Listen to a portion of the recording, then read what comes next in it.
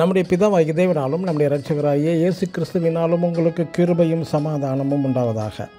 கிறிஸ்து இயேசுவுக்குள் அன்பான சகோதர சகோதரிகளே, இன்று நாம் தியானத்துக்கு எடுத்துக்கொள்ள இருக்கிறதான வேத வசனம் எரேமியாவின் எழுதின தீர்க்கதரிசன புஸ்தகத்தில் 33ஆம் அதிகாரம் 3ஆம் வசனம்.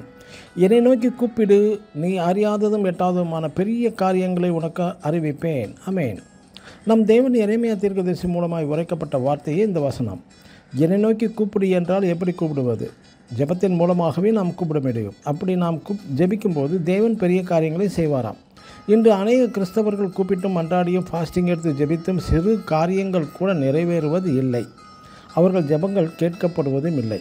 அவர்கள் ஜெபம் கூரைக்கு மேல் கூட தாண்டுவதில்லை, செல்வதில்லை.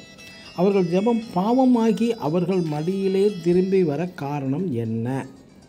99ஆம் சங்கீதம் 15ஆம் வசனத்தில், அவன் என்னை நோக்கி கூப்பிடுவான், நான் அவனுக்கு மறு உத்தரவு அருளிச் செய்வேன். எப்படி என்றால், நீங்கள் என்னிலும் என் வார்த்தைகள் உங்களிலும் நிலைத்திருந்தால் நீங்கள் கேட்டுக்கொள்வது எதுவோ அது உங்களுக்கும் செய்யப்படும் என்று யோவான் எழுதின சுவிசேஷம் 15ஆம் அதிகாரம் 7ஆம் வசனத்தில் நம்ம வாசித்து அறியலாம். ஆற்றுல ஒரு கால் சேத்துல ஒரு கால் என்றல்ல, இரு எஜமான்களுக்கல்ல, நீங்கள் முதலில் தேவனில் நிலைத்திருக்க வேண்டும் என்பதுதான்.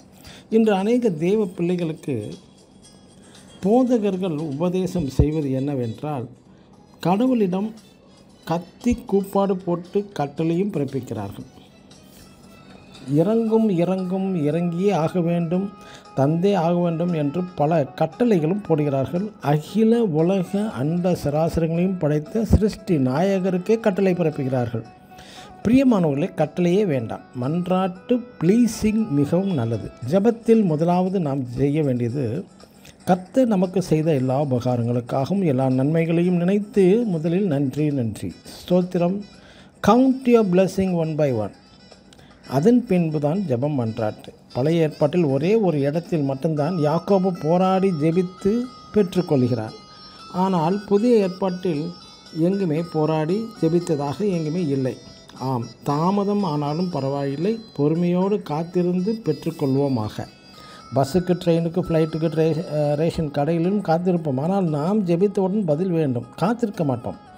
ஆபிரகாம் காத்திருந்து பிறகுதான் ஆசீர்வாதம் பெற்றான். ஆபகுக்கு எழுதின தீர்க்கதரிசி 2ஆம் அதிகாரம் 3ஆம் வசனத்தில் தீர்க்கதரிசி சொல்வது, தாமதித்தாலும் அதற்கு காத்திரு, அது நிச்சயமாய் வரும், அது தாமதிப்பதில்லை என்கிறார். ஆமேன்.